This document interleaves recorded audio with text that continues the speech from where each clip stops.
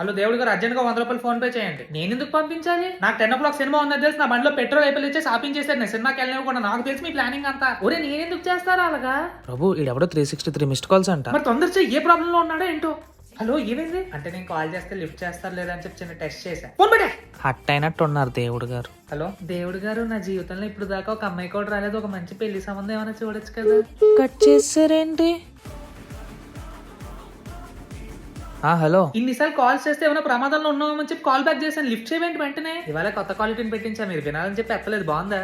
ఎవర్రా మీరంతా అది చెప్పా. దేవుడు గారు మీరు బాగున్నారా? నేను బాగున్నానా అంటే అందరూ కక్కుర్తోలా గాలి గురించి అడుగుతారు కానీ మీరు కూడా బాగుండాలి కదా. ఫస్ట్ టైం ఒకటి నాకు కాల్ చేసి నేను బాగున్నాను అని అడిగాడు. అవునా ప్రభు?